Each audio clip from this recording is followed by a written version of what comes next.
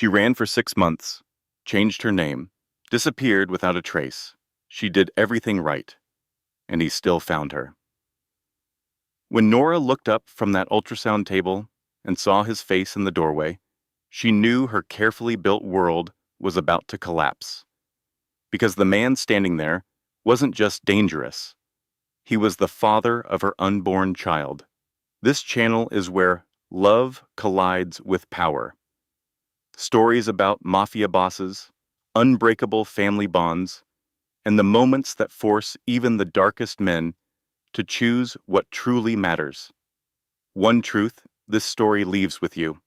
A man who has nothing left to lose can become either the most dangerous person alive or the greatest father in the world. If that kind of story moves you, hit subscribe, drop a comment telling me where you're watching from, and share this with someone who believes people can change. Let's find out together if Nora made the right choice. Nora was on the examination table, watching the grainy, black and white image of her son on the ultrasound screen. The technician smiled. His heartbeat is strong and steady at 142. Nora felt tears sting her eyes. 6 months ago, she was a different person, caught up with a man whose darkness was hidden until it was too late. The technician said everything looked perfect. "You are doing a great job, Mama." For the last 6 months, Nora had been Julie Brennan, a quiet woman who worked at a bookstore. Julie Brennan had no past and no secrets. But beneath it all, Nora was still terrified of the man she ran from. The technician asked if she wanted pictures. "Yes, please," she whispered. She kept a small album of ultrasound photos hidden in her closet. Each picture, from a tiny blur to the shape of his small hands and feet, was a treasure. She learned it was a boy at 20 weeks and cried. This tiny life depended on her ability to stay hidden. The technician told her to get dressed and that the doctor would be in soon. Alone, Nora felt the baby kick against her hand. She hoped he dreamed of a safe, ordinary life, with a mother who gave up everything to protect him. A knock interrupted her thoughts. "Come in," she called out, expecting her doctor. But the door opened, and Lucian Moretti walked into the room. For a second, her mind went blank. It could not be him. Not here. Not after 6 months of constant fear and careful hiding. But it was him. He wore an expensive dark suit, and his jaw was tight. He looked harder, as if the past few months had sharpened all his edges. Their eyes locked, and the world seemed to stop. "Hello, Nora." His voice was smooth, but held a tone of pure steel. Hearing her real name felt like a slap. "Get out," she managed to say, her hands trembling. "Get out right now." Lucian's eyes dropped to her belly, and a storm of emotions crossed his face before it went blank. When he met her gaze again, his eyes were ice. "How far along are you?" "That is none of your business." "How far along?" he repeated, his voice dangerously quiet. This was the voice he used right before the violence. She knew it well. 28 weeks, she answered, knowing a lie was pointless. She watched him do the quick math in his head. His hands tightened into fists. "It is mine." It was not a question. It was a statement of fact from a man who knew exactly when he had last held her. Nora's silence was all the answer he needed. "You have been hiding from me for 6 months, he said softly, "carrying my child. And you did not think I had a right to know?" "Rights?" The word was sharp. "You lost any claim to rights when I discovered what you really are." "And what I am," Lucian said slowly, "is the father of your baby. What you are is a criminal, a killer." "I saw the files, Lucian. I know what you have done. I will not let my son grow up in that world." "Our son?" he challenged. "No, my son. Mine. I am the one who gets sick every morning. I am the one who lies awake at night terrified, wondering if I am strong enough to do this alone. You do not get to just show up and claim him." "I did not know because you ran away," he shot back, his voice rising. "I woke up and you were gone. No note, Nothing. That one of your possessions had escaped?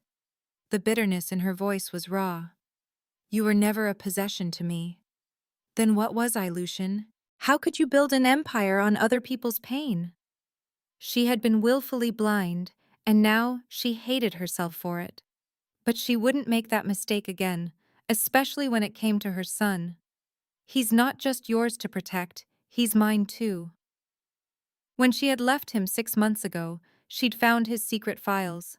She saw the pictures, the reports, the violence he ordered as casually as other men order coffee. The man she loved had never really existed. He was just a role she had been too foolish to see through. Lucian claimed she knew nothing, that the files were taken out of context by his enemies. But Nora didn't care about his excuses anymore. All that mattered was giving her son a normal life, far away from him. The words hit Lucian, and his fury shifted into something much darker. "Do you really think I will just walk away from my own son?" he asked quietly. He stepped closer, the scent of his expensive cologne a ghost of better times. "You are about to learn what happens when you make the wrong choice." Her heart pounded. He wasn't just threatening her, he was stating facts. "You're carrying my son," he said, his eyes locking onto hers. "That makes you mine, and I protect what is mine." Nora insisted she didn't need his protection, but he just scoffed at her new life, a cheap apartment with flimsy locks in a city where no one would notice if she vanished. "The only reason you have been safe," he revealed, "is because I allowed it." The blood drained from her face.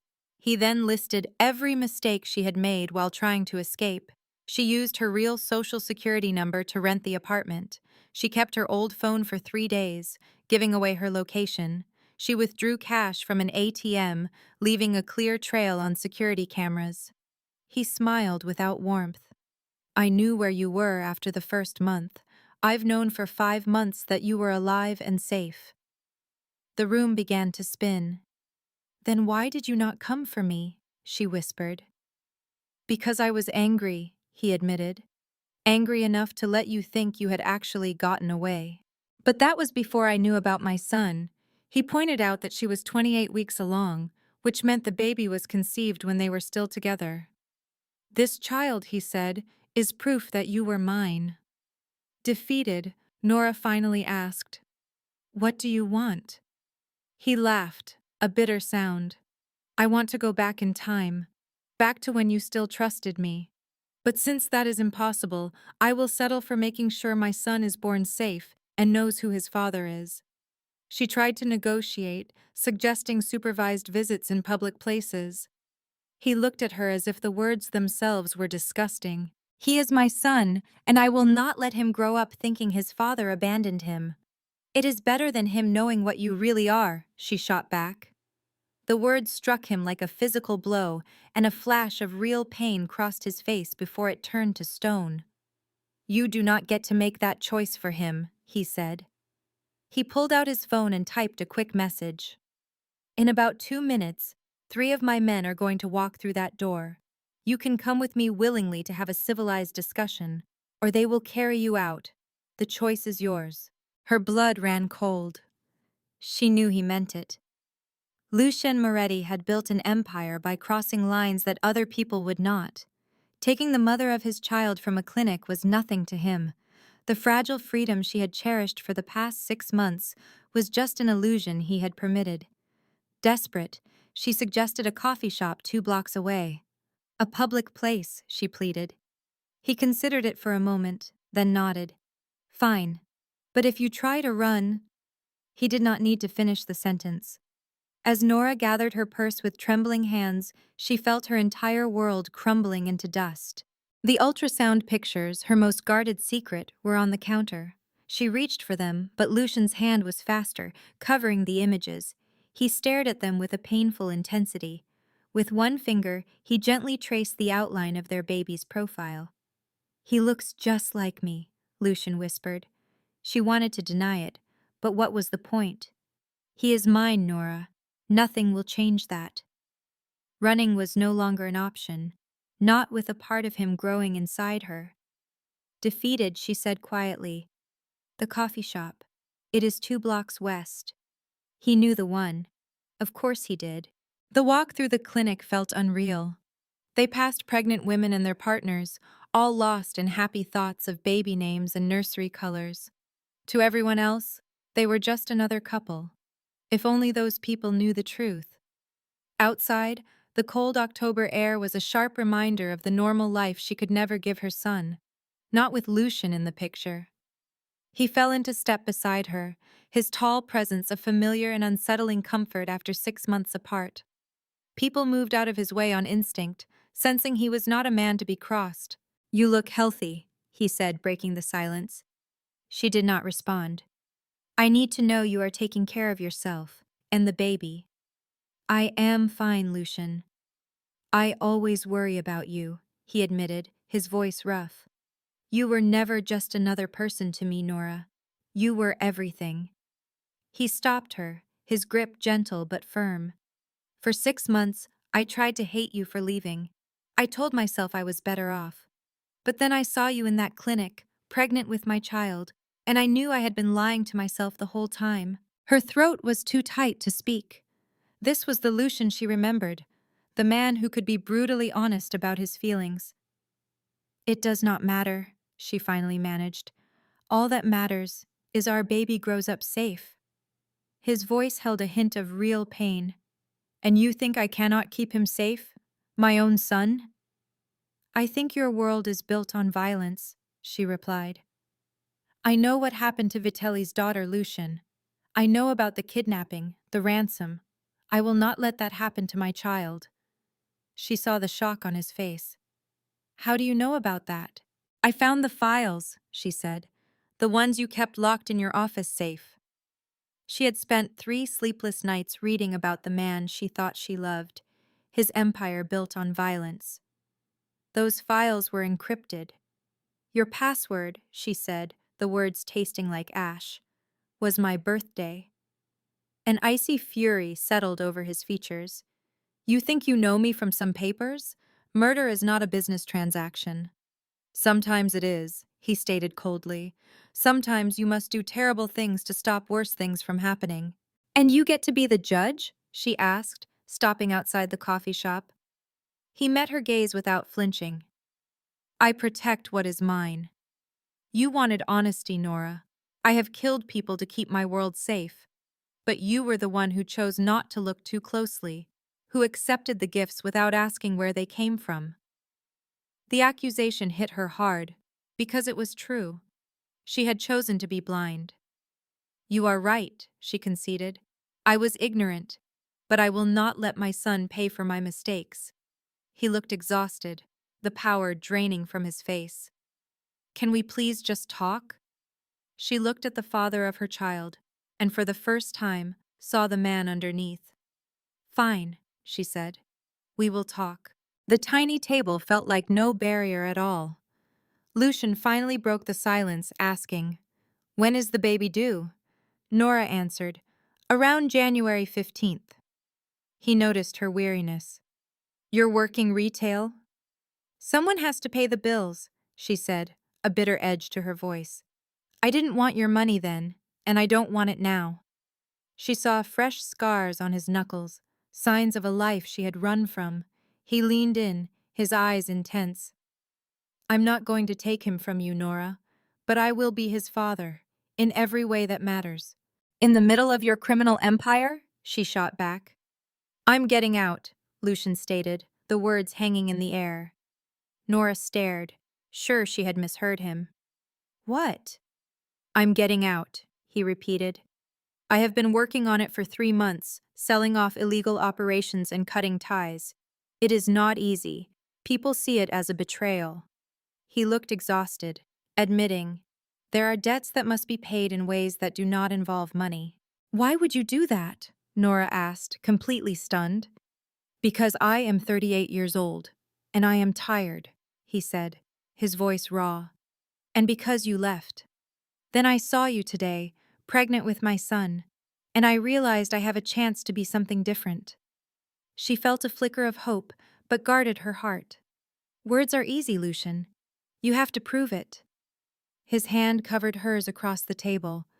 I will. For him. For you. So I can be the kind of father he deserves. Then we do this my way, Nora declared, pulling her hand back. You can visit, but we meet in public. No threats, no control. He simply nodded. Agreed. On one condition. You stop hiding. Just then the baby kicked, hard. Nora gasped, and Lucian's eyes flew to her belly. Without thinking, she took his hand and placed it on the spot. As the baby moved again, Lucian's breath caught. The hardness in his face melted into pure wonder. That's my son, he whispered. He looked up at her, and in that moment, she saw the man she once loved, a man willing to tear down his world for a chance to be a father. The realization that she might still love him was terrifying. Nora quickly stood up. I should go. Lucian offered his wallet. Let me at least help with the bills. Absolutely not, she snapped. The moment I take your money, you will think you own me again. I never thought I owned you, Nora, he said quietly. She was tired, the fight draining out of her. How did you find me today? She asked, changing the subject. Lucian's face became carefully blank. I have people who keep an eye on you, just to make sure you are safe. Nora felt a chill. You have been stalking me. I have been protecting you, he corrected, his voice low and serious.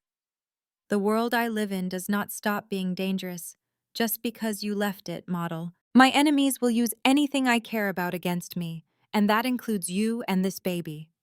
The words made her feel sick. He continued, I told my organization we ended things badly. To them, you are ancient history. But that does not mean you are safe. Now that I know about the baby, everything has changed. I have to protect you both while I tear down an empire. Nora collapsed into her chair, suddenly weak. This is all insane. You talk about criminal empires and danger like it is just another Tuesday. For me it is, Lucian said. I was born into this world. My father was a soldier in this family. I learned early that power is the only thing that matters, and weakness gets you killed. I did not choose this life. It chose me. That does not excuse what you have done. No, he agreed, it does not. But it explains it. And maybe you will understand why I cannot just walk away. A part of her wanted to run, to go back to her safe apartment and forget this ever happened. But she saw the man she once loved underneath the monster. So she looked at Lucian and said, Tell me, why is it so hard to leave? He stared into the distance. When you build power like mine, you create a web. My people rely on me for their safety and their jobs. Hundreds of innocent people work for my businesses with no idea what I really do. The politicians and judges I own all depend on me to maintain the status quo. So you cannot leave because too many people need you? I am saying if I walk away, a power vacuum is created. And in my world, that is always filled with violence. There would be a war on the streets. Everything I built would burn to the ground on the evening news. He looked older than she had ever seen him. I have to do this carefully, transfer power, and protect the people who depend on me. I have to make deals with law enforcement, so this does not end with everyone in prison or dead. Deals with law enforcement? You mean the Federal Bureau of Investigation? He admitted it was true. Cooperating with the feds goes against everything I was taught. But I will do it if it means my son gets to have a father. The Lucian she knew would rather die than become an informant. But she was realizing the man she knew was never real. How long have you been planning this? She asked. 3 months, he said. Since July. I woke up one morning and realized I was 40 and alone. The average lifespan for a man in my position is 50. I decided I did not want to die that way. I did not want to spend the next 10 years waiting for a bullet. So you were getting out before you even knew about me or the baby? Does it matter? He asked. Does it change anything that my reasons were selfish before they were about you? She did not know what to say. Maybe it was better that he chose this for himself. A decision made for self-preservation was probably stronger than one made from love. What happens if you fail? She asked. What if someone decides they want you dead? Then I die, and you disappear, he said, as if talking about the weather. I have set up everything for you. Money, new identities, and people who will help you vanish. If I fail, you and our son will be safe. You cannot talk about dying like it is nothing. In my world, death is always a certainty, he said, taking her hand. But I will do everything I can to make sure I die decades from now. I've shown you I'm not the man I used to be. His thumb gently traced circles on her palm. I will be the best father I can. And I'll respect your boundaries, hoping one day you'll stop seeing me as the enemy. But even if you hate me for the rest of your life, I will be there for our son. That is not negotiable. Nora stared at their hands, feeling crushed by the impossible choice before her. She could keep fighting him, or she could take a terrifying leap of faith and believe that people can change. I need time to think, she said at last. Just a few days. She pulled her hand away, suddenly feeling cold. 6 hours ago, my life was simple. Now you are here, and I cannot think straight. Lucian nodded. I can give you a week. But he waited for her to meet his gaze. Do not run again. Whatever you decide about us, decide it here. What could possibly go wrong? His expression was ancient and tired. Everything. The world I am trying to escape does not let people go easily. There are things happening that I cannot fully control. If you are in danger, I need to get to you fast. Fear tightened its grip on her stomach. Are you saying I am in danger because of the baby? I am saying the risk was always there. I am just being honest about it now. He stood, his eyes scanning the coffee shop with practiced caution. I am assigning security to your apartment. You will not see them, but they will be there. His voice turned to steel. You can hate me for it, but right now you need protection.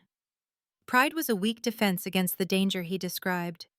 The baby kicked, a reminder that her choices were not just about her anymore. Fine, she said softly, but they stay outside. No one follows me or reports on what I do. Agreed. He typed a quick message on his phone. It is done. The speed of his actions was both impressive and frightening. I should go home, Nora said, standing up. I will walk you, he replied. I want to see where you live and make sure it is secure. The idea of Lucian Moretti, a former crime boss, worrying about her apartment security was almost funny, but his concern seemed real, and she was too exhausted to argue. It is a 10-minute walk, she said. They left the coffee shop and stepped into the orange and gold light of the setting sun. College students rushed by, living simple lives untouched by the kind of impossible choices Nora now faced. Tell me about the bookstore, Lucian said, his question sounding surprisingly normal. It is a small, quiet place owned by a 70-year-old woman named Margaret. We sell mostly used books, and she hired me without asking too many questions. I like it there. It feels safe. She glanced at him. I know it must sound pathetic to you, working for minimum wage in a dusty old shop. He finished her thought without judgment. When you could have been living in a penthouse, spending my money. That life had strings attached, Nora. You were right to cut them. Were I? She asked. It feels like those strings never broke. They just got longer. He had no answer for that, and they walked the rest of the way in silence. Nora thought she had finally found a safe place. The neighborhood was quiet, with tree-lined streets and families walking by. It was the perfect escape from the world she desperately wanted to forget. But now, Lucian Moretti was here, and that feeling of safety was vanishing. He pointed to her brick building. "Third floor," she said. Lucian scanned it, instantly spotting security flaws she never saw. He noted the weak front door lock and the fire escape on the back. Fire escapes are an open invitation for trouble, he said, already walking toward the entrance. Inside, her apartment was small and tidy. It was filled with thrift store furniture that screamed, I am not staying long. Lucian examined every inch, and Nora felt defensive about her modest life. The locks are a joke, he stated flatly. A teenager could get through these windows. No one is trying to break in, she shot back. Not yet, he replied, turning to face her. But if the wrong people learn about our baby, they will use him to get to me. His casual tone made her stomach turn. You are just trying to scare me. I am being honest, he said, stepping closer. You think leaving Boston made you safe, but it did not. The only thing protecting you is that nobody knows you are important to me. Once they do, you become a target. Then you should stay away, she pleaded. Maybe the safest thing for our son is for you to be gone. A flash of pain crossed his face. Is that what you want? For me to pretend he does not exist? I want him to be safe, she said, her voice breaking. That is all I have ever wanted. Lucian cupped her face in his hands. You cannot hide from my world. Our son carries my blood, which makes him a part of it. The only choice you have is whether he faces that world with his father's protection or without it. Tears welled in her eyes. That is not fair. No, he agreed softly. It is not. But it is the truth. She wanted to argue, to insist she could protect their son on her own. But the look in his eyes told her he was right. I hate this, she whispered. I hate that you are right. She trailed off, unable to say the words. A criminal? A killer? He finished for her, his voice full of self-hatred. I know what I am, Nora, but I am also a man who loves his son enough to tear down his own empire to give that boy a better life. Does that not count for something? His thumbs gently wiped away her tears. I am his father, and I will do whatever it takes to protect him. His raw honesty broke through her anger. The Lucian Moretti she knew never showed weakness. But here, he was just a man terrified of failing his child. 1 week, she said, her voice a faint whisper. Give me 1 week to think. No pressure and no surprise visits. Then we will talk. He agreed instantly. But I am upgrading your locks tomorrow, and my security team stays. That is not negotiable. Fine. He leaned in and pressed his lips to her forehead. The gesture was so tender it made her heart ache. Take care of yourself, he murmured. Both of you. And then he was gone. The week that followed was a blur. Nora went to work at the bookstore pretending everything was fine, but she was constantly looking over her shoulder. Sure enough, she came home on Tuesday to new deadbolts that belonged on a bank vault. On Wednesday, a new encrypted phone arrived.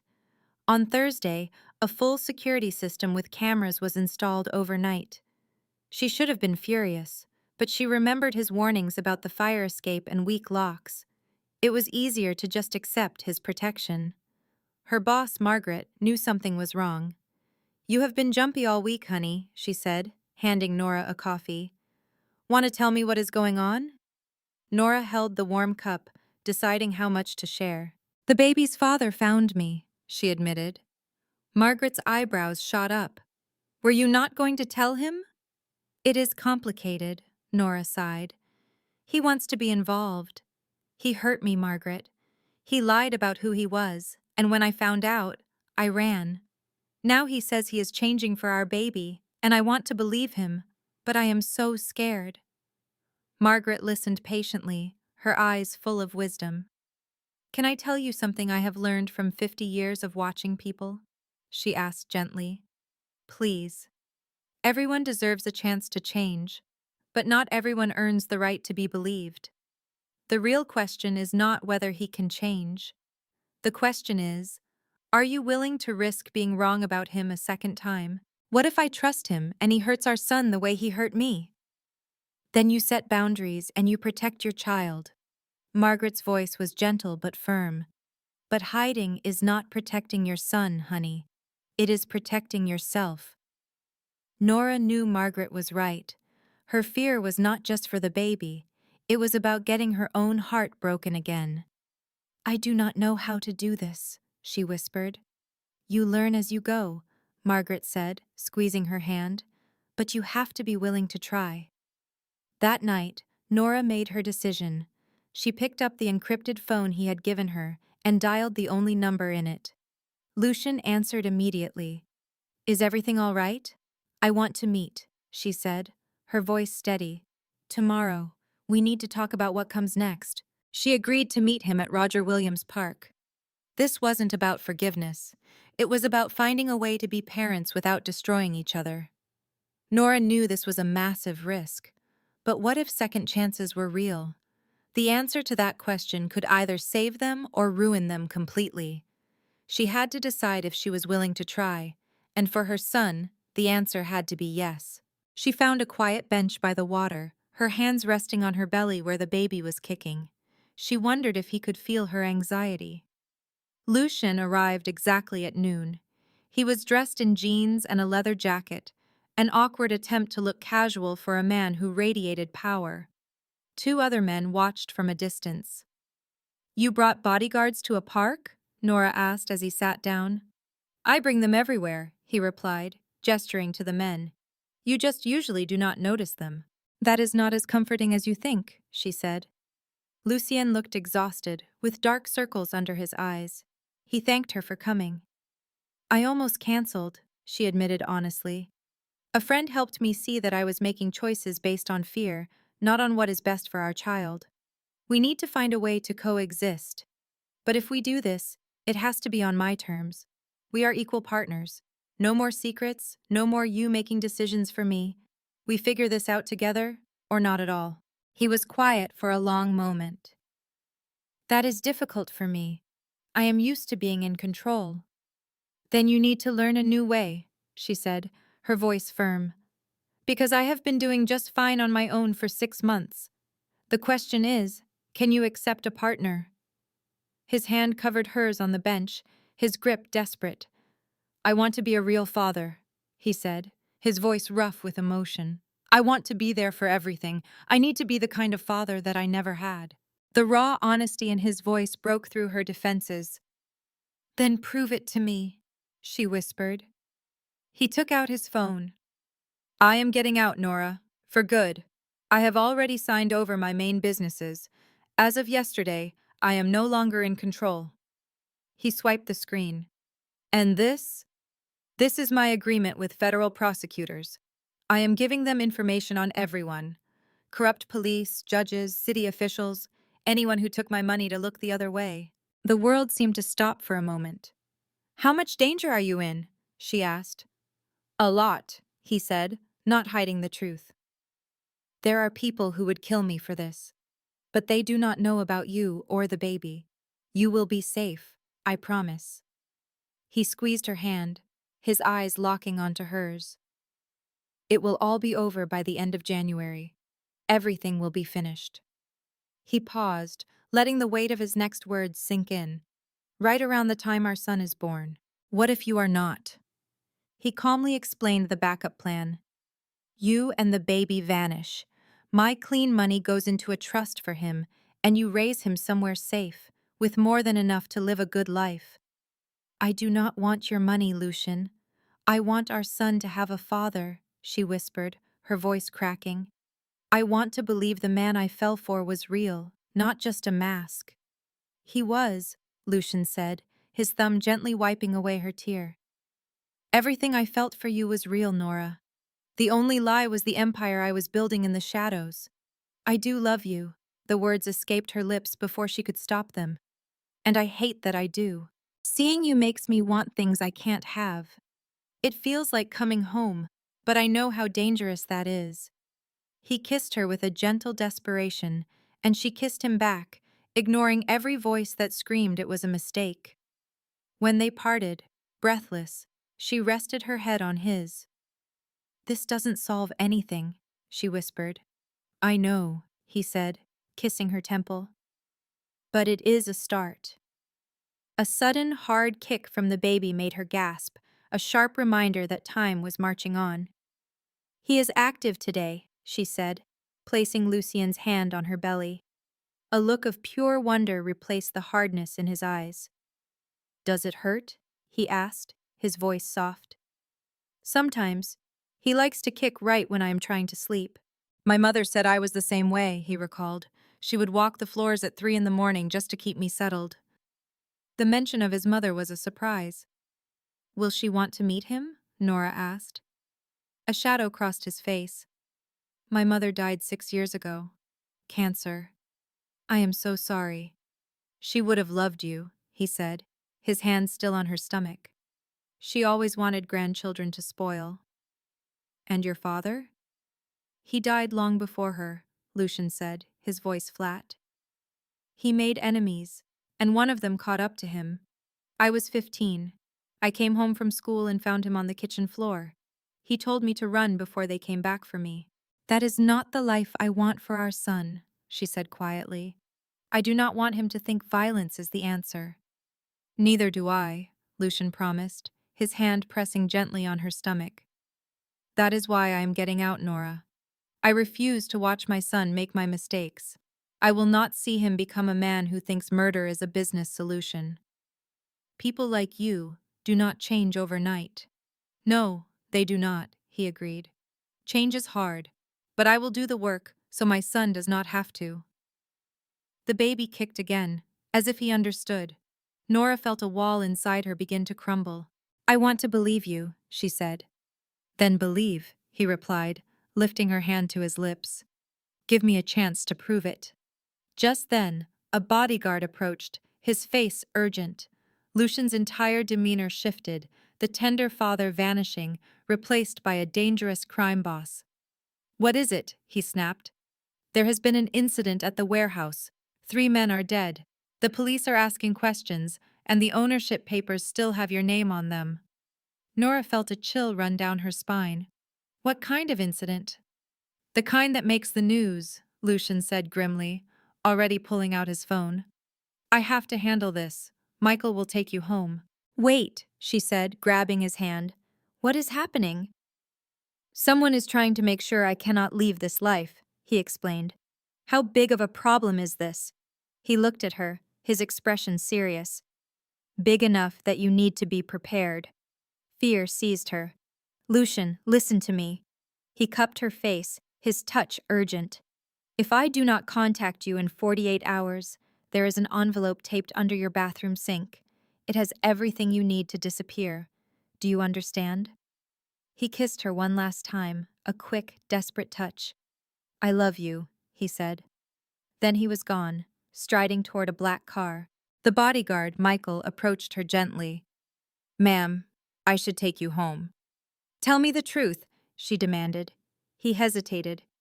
There was a hit at the warehouse. It was not about drugs. It was a message. What message? That Lucian Moretti does not get to just walk away, Michael said.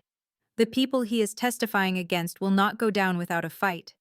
We need to go. You are not safe out here. Nora allowed him to lead her to the car, her mind spinning. 3 men dead, a message written in blood. The violent world she tried to escape was catching up to them, and she feared it was moving too fast. She was supposed to be setting boundaries, not admitting she still loved him. Now, he was walking into a situation that could get him killed, and she was left waiting. A wave of nausea, not from pregnancy but from pure terror, sent her running to the bathroom. The fear of losing him was overwhelming. When the sickness passed, her trembling hands reached under the sink. There was the envelope just as he had said. For a moment she hesitated. Opening it would make the danger real, but she had to know. Inside were passports, dizzying bank account numbers, and a list of contacts in different cities. But it was the handwritten letter that broke her. Nora, if you are reading this, I am either gone or in custody. I am so sorry I dragged you into my world and put you in this danger. Please know, none of this is your fault. You fell in love with a man you did not know, and by the time you learned the truth, it was too late. I brought this darkness into your life. The information here will help you disappear. Take our son and go far away. Change your names, your lives, everything. When he is old enough, tell him I was a good man who made bad choices and that I loved him more than anything. Or tell him nothing. That might be easier for him. The choice is yours. The people I have listed will help you. They are loyal to me and will protect you. I love you, Nora. You were the only good thing in my dark life. If I could do it all over, I would do it differently. Since I cannot, I can only make sure my mistakes do not destroy you both. Be safe, be happy, and try to remember the man who loved you. Nora finally let the tears fall, hot and unstoppable. She now understood the true weight he was carrying, the impossible choice he was making for their future. A kick from the baby brought her back to the present. She pressed a hand to her belly, promising to protect him no matter what. Then came the waiting, the hardest part of all. Hours crawled by with no news. She could not eat or sleep, her mind spinning with terrible possibilities. At midnight, her phone finally rang. She answered, her hand shaking. "It is me," Lucian's exhausted voice came through. "I am okay. The situation is handled." Relief washed over her, so strong she almost collapsed. "We need to talk," he said, his tone heavy. "Things are moving faster than I planned. Can you come to Boston tomorrow?" Every part of her wanted to say no, to stay where she felt safe. But safety was an illusion. "I will be there," she said quietly. "Lucian, I found the envelope. I read your letter." After a moment of silence, he spoke, his voice thick with emotion. "And? And I am not running anymore," she declared. "We face whatever is next together." "Tomorrow," she interrupted, stopping him before he could argue. "Just tell me when and where." After they hung up, Nora sat alone, wondering if she had just made the bravest or the most foolish decision of her life. The 90-minute drive to Boston was filled with rain and anxiety. Nora was walking back into the world she had fled 6 months ago, pregnant with Lucian's child, and filled with a mix of fear and hope. Her son deserved parents who could try to work together, not fight from opposite sides of a courtroom. The address Lucian gave her was not a fancy penthouse. Instead, her driver, Michael, pulled up to a normal brownstone in a quiet neighborhood. It was the kind of building where families lived, with a child's bicycle chained to the fence. "He is on the 3rd floor," Michael said, opening her door. "I will be right here." 7 months pregnant, Nora felt a familiar panic rise as she knocked on the apartment door marked 3B. Lucian opened it instantly, the exhaustion on his face replaced by sheer relief. "You came," he breathed, pulling her inside a sparsely furnished apartment. He bolted 3 locks behind her. "What is this place?" she asked. "A safe house," he explained. "Completely off the grid and untraceable. I needed to know you were safe." Lucian sat across from her, his expression grim. "The attack yesterday was orchestrated by Vincent Caruso. He's a rival I'm testifying against." He explained that Caruso had framed him for murder, trying to destroy his credibility as a federal witness. The police had nearly arrested him. "It was a close call, Nora. The plan almost worked." "But you are not arrested," she stated. "Not yet," he said, leaning in. "But Caruso is not finished. That is why I brought you here. He knows about you." The room seemed to tilt. "How?" Nora whispered, her hand instinctively going to her belly. "I don't know," Lucian admitted, his voice raw with anguish. "I was so careful, but he is resourceful, and it is only a matter of time before he finds out exactly who you are." "So what are my options?" she asked, her voice steady despite the fear. He laid them out. The first option was for her to disappear. He could get her a new name and a new life in another country, with enough money to raise their son comfortably. But she would have to go alone. The second option was for her to stay with him, right there in Boston. "It is dangerous," he warned. "But we would be together. Our son would know his father. And if Caruso wants you, he has to go through me first." A strange sense of understanding settled over her. Lucian's dangerous nature was precisely what could keep them safe. "If I stay," she said, "we do this right. No more secrets." He immediately agreed, moving to sit beside her. "Full transparency. We are partners in this." His hand found hers. "I want to be there for all of it, Nora. The good, the bad, and the middle of the night feedings." "How long until you are clear of all this?" she asked. 6 weeks if everything goes perfectly, he answered, squeezing her hand. "I know that cuts it close to your due date, but it is the only way." He looked into her eyes. "I think our son deserves parents who are united. I love you, Nora." I will do whatever it takes to protect our family, even if it means becoming the man I promised to leave behind. For years, I broke every rule I was ever taught. To my old world, I am a traitor. But I will betray them 1,000 times if it means our son has a father. Nora felt the truth in his words and finally leaned into him. He held her carefully, his hands trembling. She whispered, "I am scared." He replied, "So am I. But if everything falls apart, we will rebuild it together. No more running alone, Nora. We are a team now." She wanted to believe him, but letting go of the fear that had been her shield for 6 months felt impossible. "I will stay," she finally said. "But if Caruso gets close, I am taking our son and disappearing." Lucian agreed.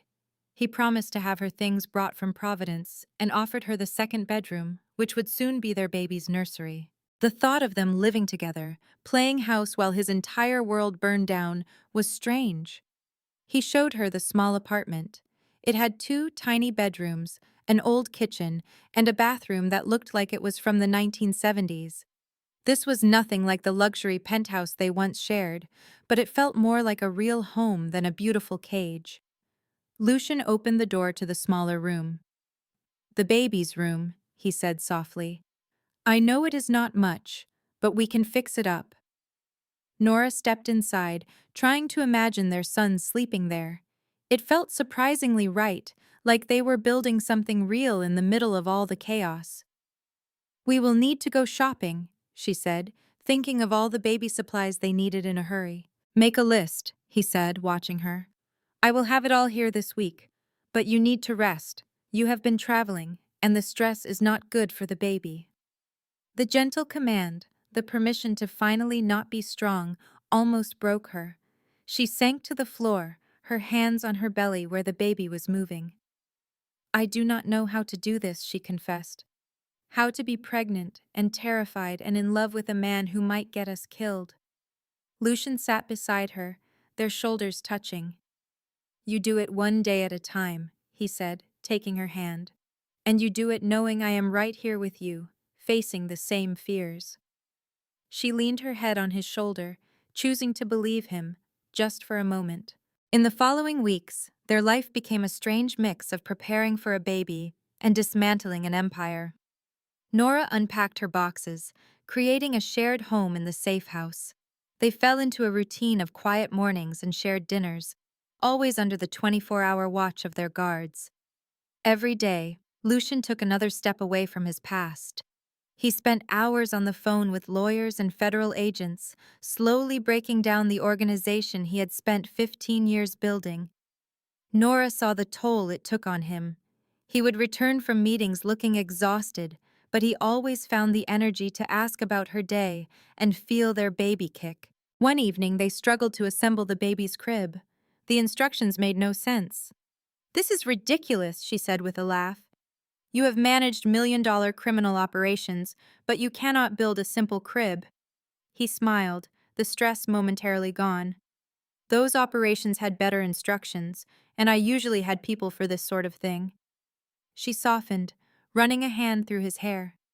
"Well, you are going to be a hands-on father now. You better get used to it." His smile faded, replaced by a look of vulnerability. "Is that what I'm going to be?" he asked. "A hands-on father?" "If you want to be," she said gently. "You have been here every single day. You come to doctor's appointments and help me pick out clothes.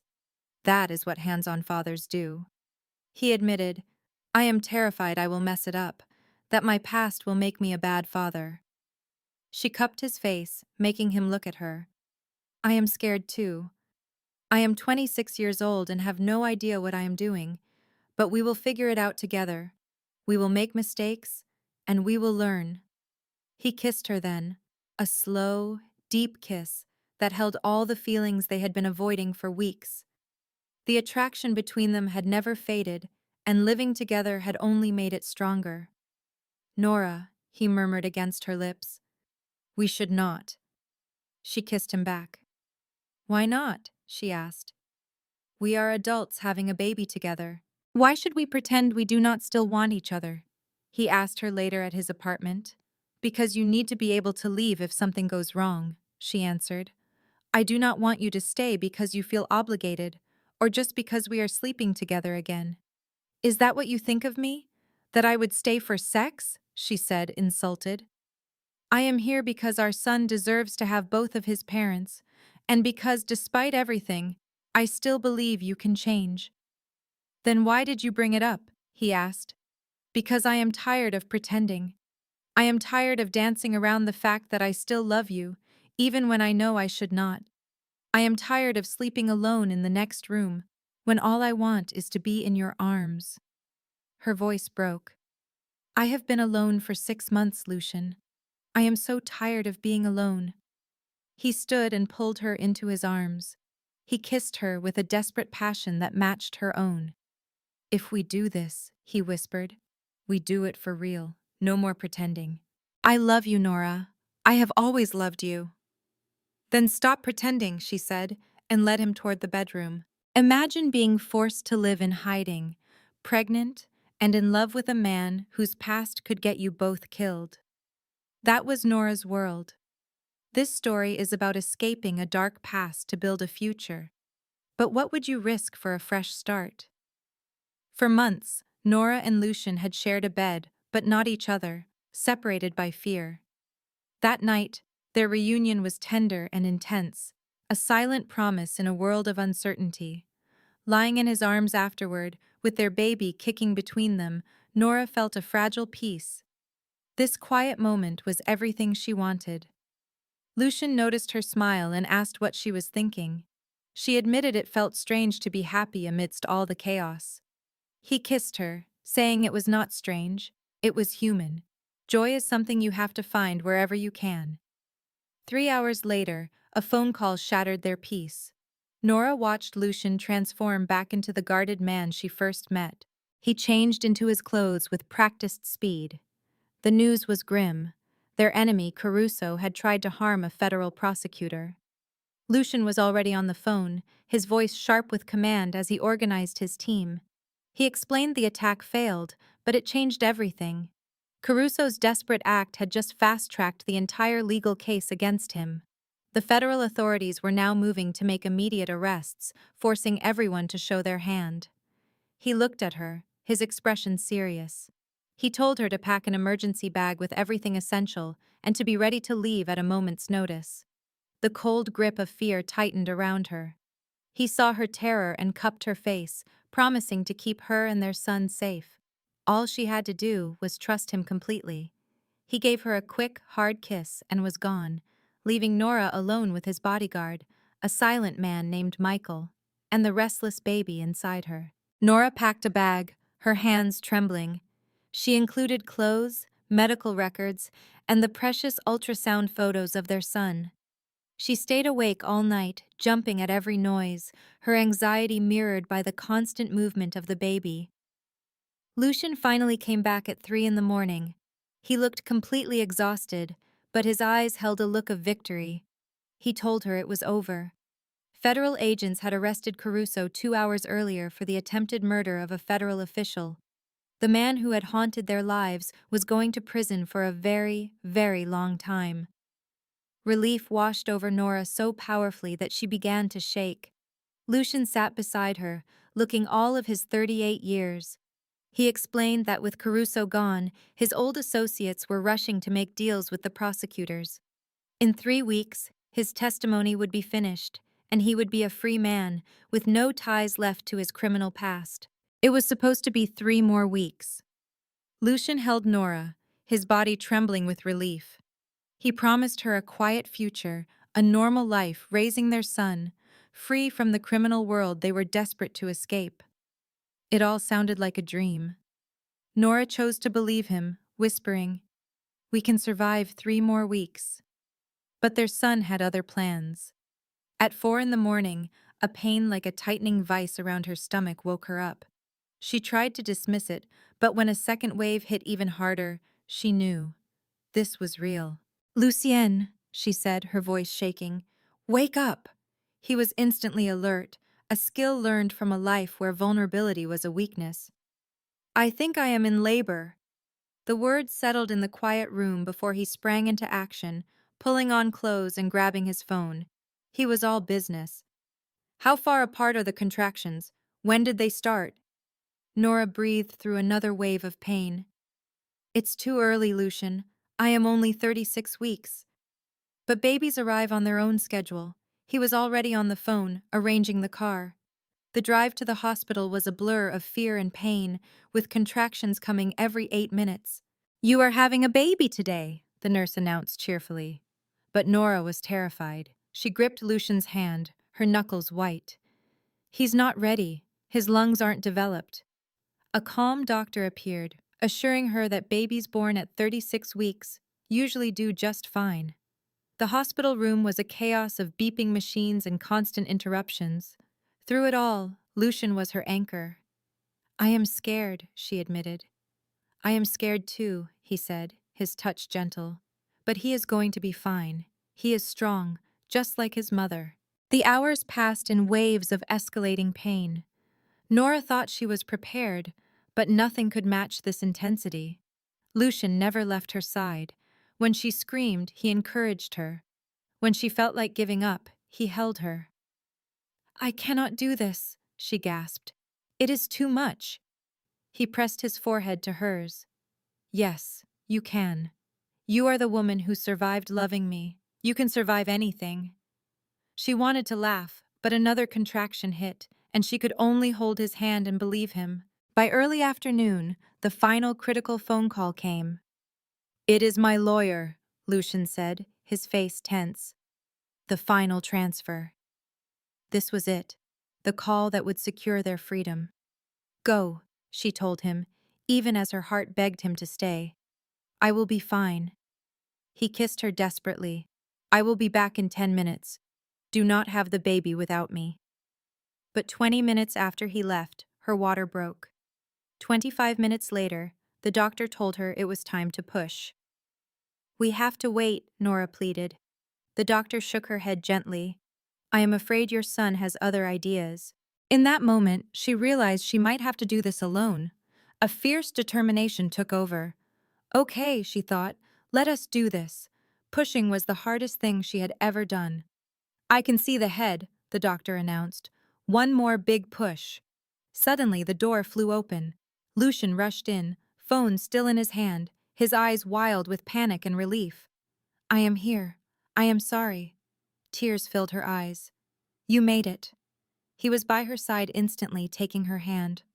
Always. The world narrowed to just the three of them, and with one final, incredible effort, their son was born.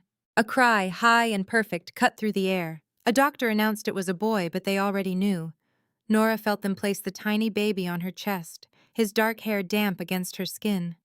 Love, so fierce it was almost painful, cracked her heart wide open. She saw tears streaming down Lucian's face, his usual control completely gone. He reached out a trembling hand, and when their son's tiny fingers wrapped around his, Lucian's entire expression changed. "He's perfect," he whispered. "He's ours." The nurse asked for a name. Nora looked at Lucian and said softly, "Theo. It means gift, and that is exactly what he is. A gift they desperately needed." As they held their son, Lucian's phone buzzed. His face shifted. "It is done," he said. "The final transfer went through at 2:15. Everything from my old life is gone." He looked at Theo, sleeping in Nora's arms. "He was born just 12 days before my deadline. 12 days before I would have run out of time." Their son had arrived at the exact moment his father escaped his criminal past. "Now," Lucian said, "we go home and build the life we have been fighting for." The first few days were a blur of learning how to be parents. They learned to change diapers, to soothe cries, and to function on 2-hour stretches of sleep. Nora fell more in love with Theo every single moment. 3 months later, they were living in a quiet neighborhood full of young families. Lucian started a legitimate real estate company, using his skills to build something honest. He was home for dinner every night, a constant presence in Theo's life. Seeing Lucian with his son Theo was a complete surprise. This man, who had built a brutal empire, held his baby as if he were made of delicate glass. He spoke to him in soft whispers, terrified of making a single mistake. When a social worker visited, Lucian turned on his famous charm. But this time, it was not for manipulation. It was the genuine plea of a father trying to prove he could provide a safe home. The social worker asked about his job. Lucian explained he was moving from import and export into real estate. He conveniently left out that his old business was a criminal enterprise. Nora added that while her own family was not involved, she and Lucian were a team, ready to raise their son together. After the social worker approved their plan, Lucian shared some news with Nora in the quiet of the hospital room. He told her the federal trials were set for February. He would have to testify, but his lawyer believed it would all be over by March. Then, their old life would truly be finished. There would be no more looking over their shoulders, no more fear. Nora asked him what kind of future he wanted to build. He smiled in the dark and said he wanted a boring one. The kind of life where their biggest problem was deciding on a preschool. A life where violence was just a story on the news, not a part of their reality. Nora agreed that it sounded perfect. They finally brought Theo home on a chilly December afternoon. That first night was much harder than the hospital. Theo woke up every 90 minutes, his cries echoing in the small apartment. Nora would feed him while an anxious Lucian paced the floor, asking if she needed anything. By 4 in the morning, they were both delirious with exhaustion. Nora started laughing. She looked at Lucian and said that just 3 weeks ago, they were escaping a criminal empire. Now they were just two tired parents trying to keep a tiny baby alive. She yawned and called the whole situation a miracle. The days slowly turned into weeks as they settled into a routine. Lucian dedicated himself to being a father with the same focus he once used for his criminal work. He read every book he could find on raising a healthy, happy baby. Christmas passed in a quiet blur of feeding and changing diapers. But as the day of his testimony approached, Nora could feel his old tension returning. One night, he asked her what would happen if something went wrong. He worried that his testimony would not be enough, or that the government would decide he was too dangerous to be free. Nora reminded him that he had done everything they asked. She told him to have faith. The night before his court appearance, Lucian could not sleep.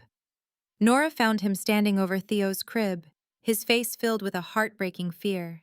He finally confessed that he was terrified of failing his son. He worried that after all his sacrifices, he would still end up being a father who destroyed his child's life. Nora took his hand and told him to look at their son. Theo was safe and loved because of the hard choices Lucian had made. She told him he was enough, not because of power or money, but because he was a father who loved his son and showed up every single day. That, she said, is all any child ever needs. His testimony took 6 long hours. When Lucian finally walked through the door that afternoon, Nora knew from the look on his face that everything was okay. He simply said, "It's done." The relief in his voice was overwhelming. He explained that the prosecutors were satisfied and that his lawyer believed he was completely in the clear.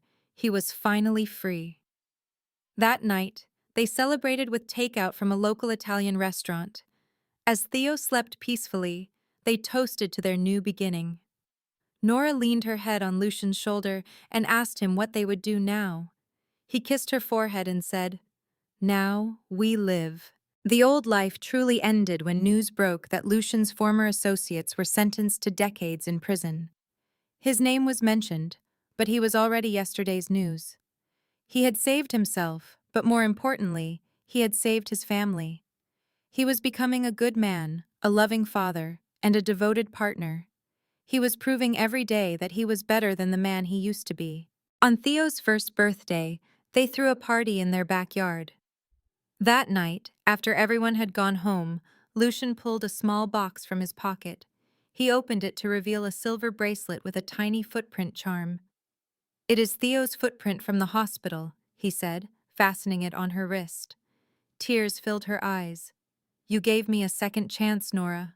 You gave me a son who made me want to be better. I will spend my life trying to be worthy of that gift." You already are, she whispered.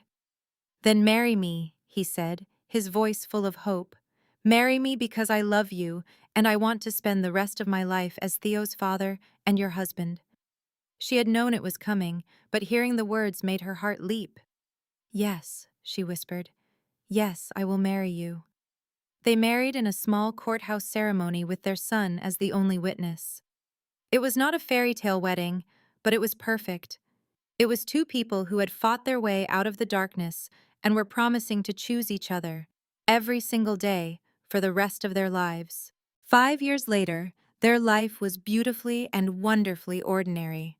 Their son, Theo, was now a curious 5-year-old boy who loved trucks. Lucian's legitimate business was a success, and Nora worked part-time at a local bookstore. Their days were filled with bike rides, trips to the zoo, and family movie nights. They had built a life together, piece by piece, leaving the darkness far behind them. On Theo's 5th birthday, Nora found Lucian in their son's room late at night, just watching him sleep. She wrapped her arms around his waist and asked what he was thinking. He marveled at how different life was. 5 years ago, he was a key witness, fearing for his life. Now, he was just a father, worrying if his son was ready for kindergarten. Nora kissed his shoulder. She told him he was not just anything, he was everything to them. You were a monster, but you chose to be a good man for our son. Lucian held his wife Nora, feeling the weight of his violent past. He had built a criminal empire, but all he wanted now was to protect their child, Theo, from that darkness. He worried his past would always define him. Nora understood his fear. She promised that when Theo was old enough, they would explain everything. They would tell him how his father fought to become someone worthy of a family. They believed love could erase the sins of the past, giving them a future they never thought possible. Years later, that day arrived. Lucian sat with his 8-year-old son and told him the unvarnished truth.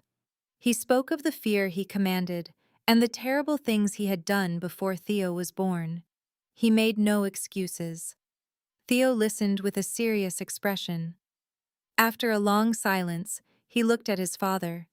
He did not ask about the violence or the power. Instead, he asked a simple question. He wanted to know if changing was something you did just once, or if it was something you had to do every single day. The question hit Lucian with incredible force. He realized his wise young son understood the core of his struggle. Lucian explained that yes, every day he tried to be a better man than he was the day before. He did it for Theo, for Nora, and for himself.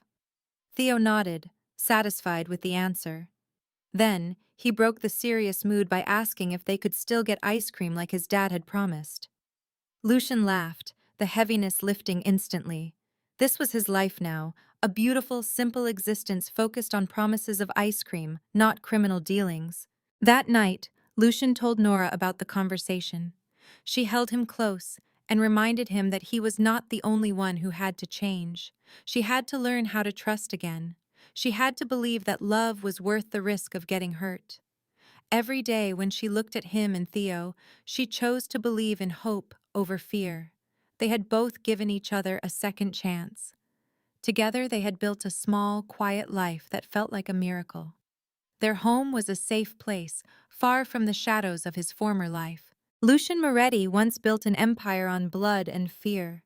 But that empire was nothing more than a bad memory. He had traded it all for a family built on love, sacrifice, and the daily choice to be a good man. As he lay next to his wife, with his son sleeping safely down the hall, he knew which legacy truly mattered. The power he once had was meaningless.